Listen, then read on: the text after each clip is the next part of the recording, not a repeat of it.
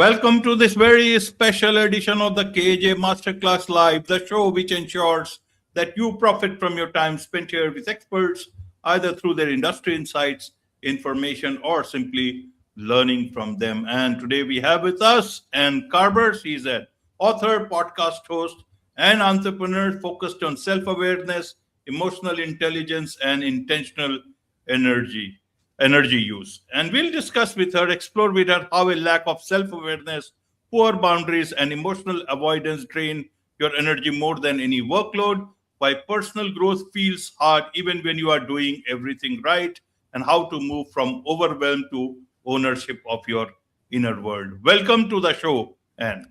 Thank you, AJ, for having me. I appreciate it. You are welcome. Welcome to the show and welcome to India in this online form.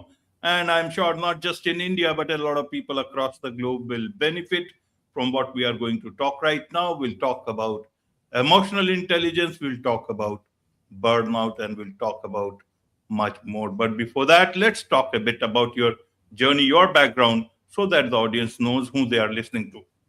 Yes.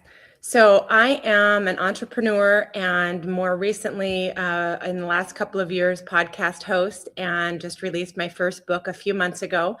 I've had quite a large journey in this life. I have 3 kids and am married, have had multiple businesses over the course of my life, and have been one of the people that have gotten to the burnout point, have gone to the bottom, and have been in the trenches of kind of figuring all of these things out. So my book is written based on life experiences, things that I've been in, all of the messy situations in life, the things that a lot of people don't want to talk about.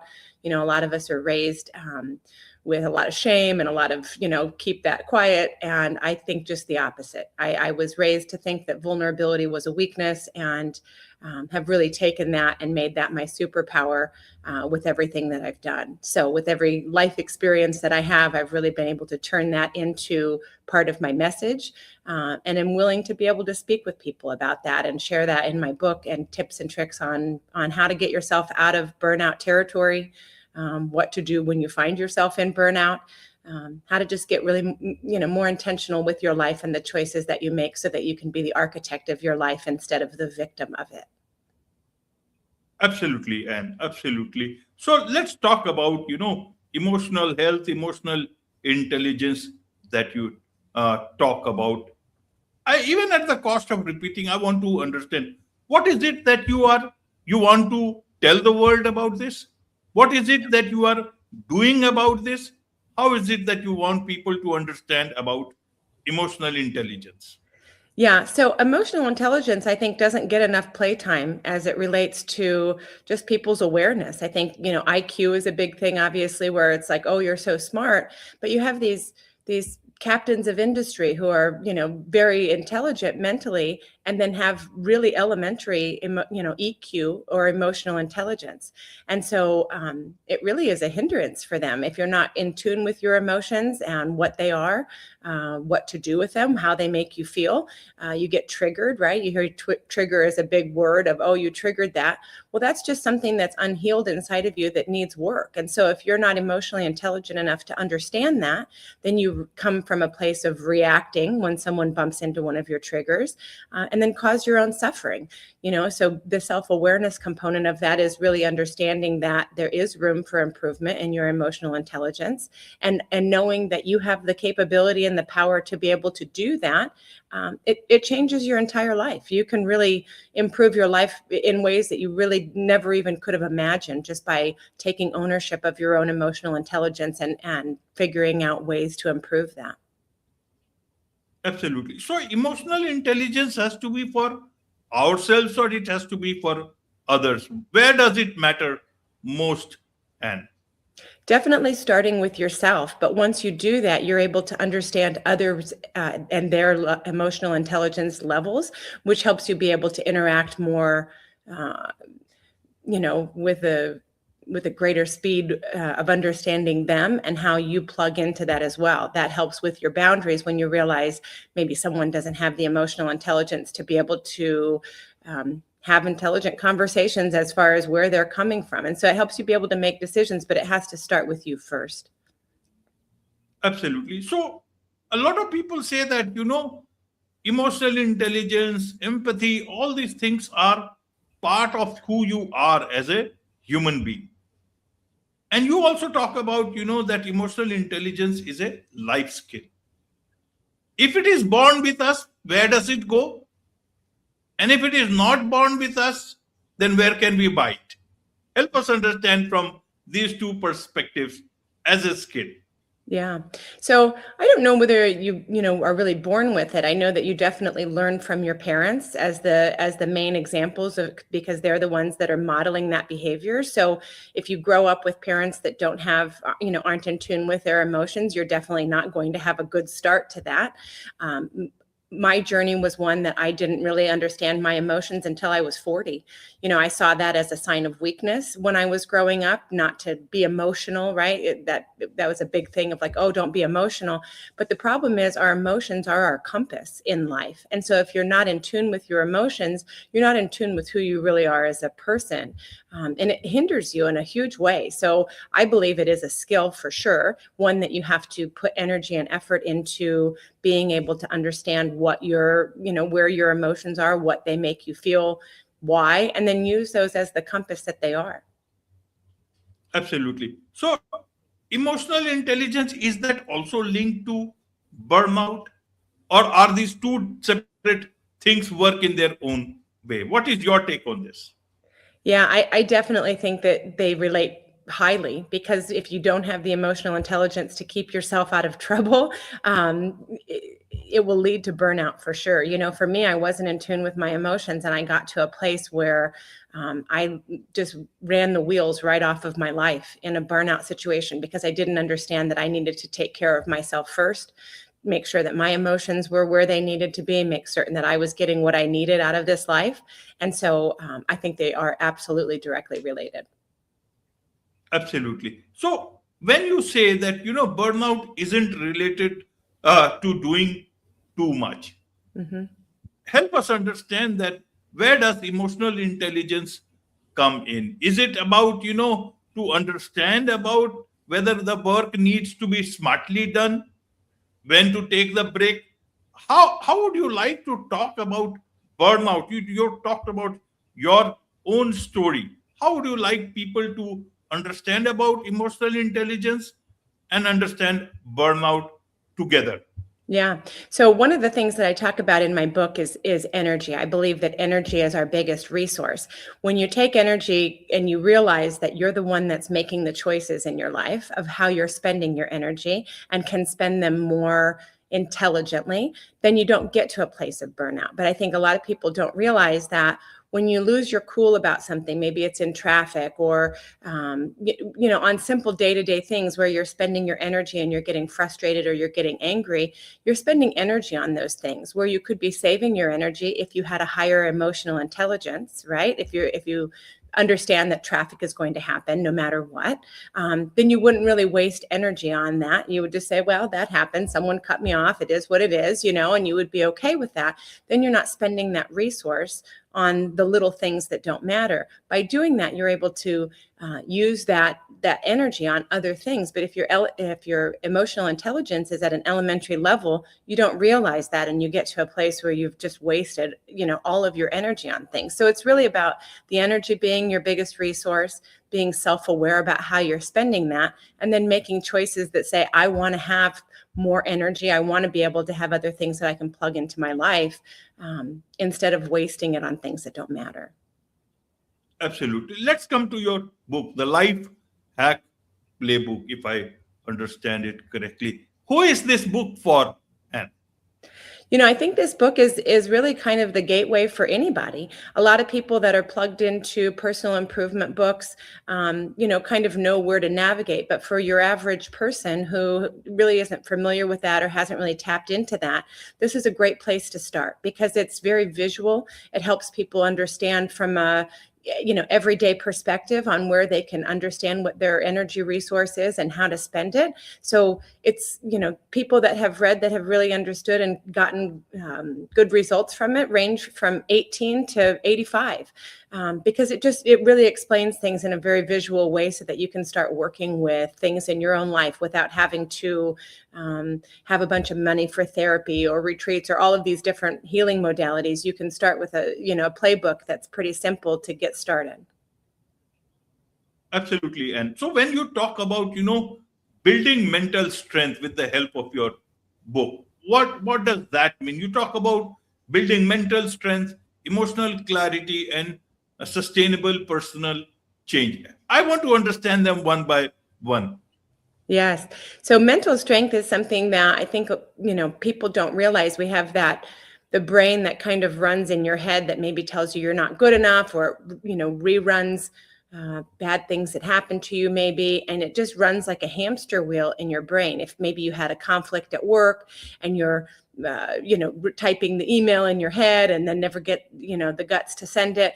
That mental strength is, if you're not able to keep your mind where you want it to be, it will just run away with you. And that takes energy as well, right? The energy and the Skittles.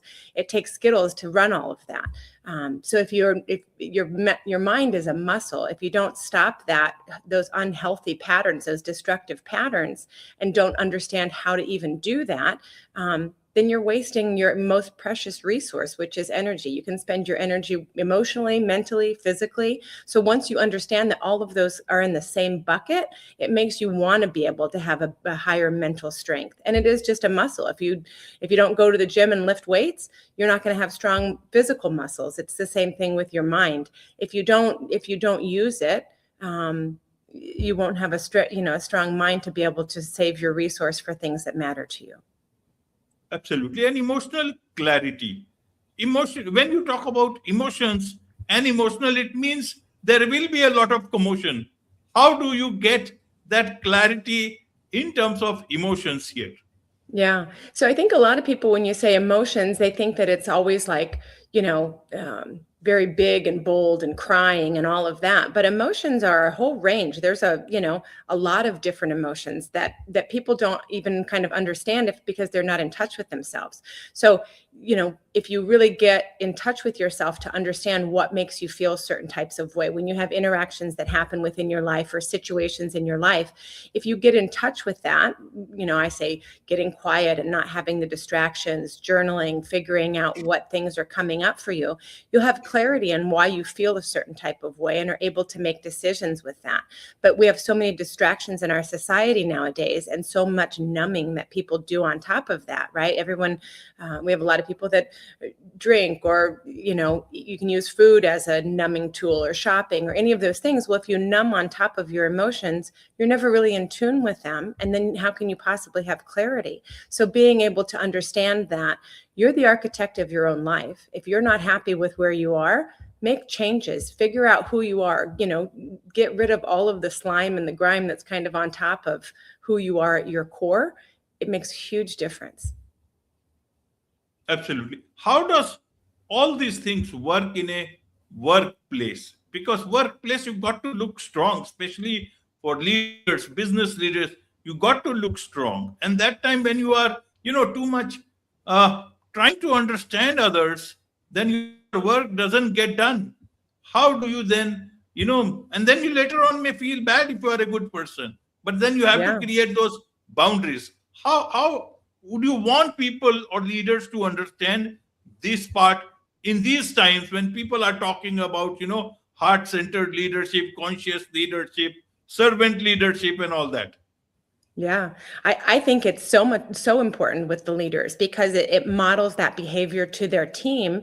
The emotional intelligence is really having that pause between when something happens so that you don't react and you can actually respond. So if you have leaders that are in tune with their own emotions, right, so that they don't just lose their cool if something intense happens, or someone blows up, or there's a big situation at work. If you have a leader that's able to take that pause and allow things to really sink in, and then come from a place of intelligent emotions to be able to respond to. It sets a huge example to their team. And then also with them being in tune with their own emotions, that's step one, but then they can be more in tune with their team's emotions or their employees' emotions to be able to kind of navigate that situation as well. It helps diffuse things, helps them be able to come from a better place all around. It's huge in the workplace for sure.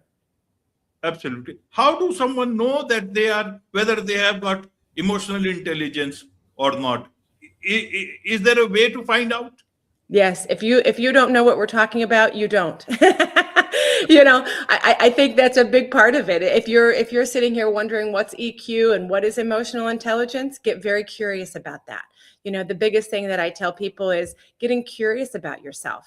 Getting curious about why things make you feel a certain type of way. That's your God-given right to have that, to understand who you are on the inside. So, if you feel like you lose your cool over things or you complain a lot about stuff or any of that, there's room to be had as far as emotional intelligence. And I think we all have that, no matter where you are on that scale. I think we all have room for improvement. And why would you not want to better your own life? You're the direct benefactor of you working on your emotional intelligence or your mental strength. You're the one that benefits from that.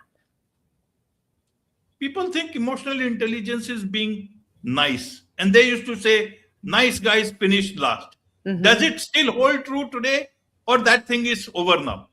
Yeah, that's over now. Being nice has nothing to do with emotional intelligence. I think people are nice because they want to keep the other person in the situation comfortable. And I highly disagree with that. I think we're supposed to take care of ourselves first. Being kind, sure, but being nice is totally different. Being nice is, not saying the thing because you don't want the other person to be uncomfortable, or it's doing something because there's an implied expectation of you. I throw all of that all out the window. I call BS on that. I don't think that's a thing anymore. Absolutely. As an outsider, somebody who is looking at someone else, how do I know whether that person is emotionally intelligent or not? I don't know that you're able to really look at that. Well, I mean, if you're watching them interact with other people, I guess you would be able to tell a little bit, but just even a simple interaction with someone, you can really tell their energy on if they get offended or if they start to, tense up. You can tell people who aren't comfortable in situations.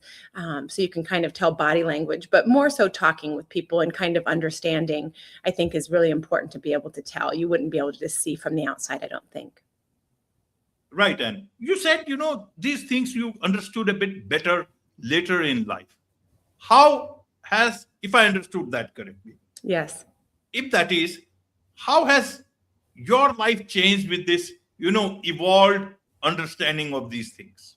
Yeah. In every possible way. My life has gone from, on a scale of 1 to 10, from a 4 to a 10, just by understanding my own emotions and being able to make, choices and decisions from a healthy emotional place. Because you're not doing things out of obligation. You're not doing things that you feel like you need to keep others happy. You're taking care of yourself first, which in turn helps you be able to give from abundance instead of giving from resentment. So many of us get so twisted up in what we're doing in life that we don't realize how important it is for us to really take care of ourselves and the impact that has on other people that are around us. It's very, very powerful. Absolutely. Along the way, then, how did this podcast came along? Let's Get Naked podcast.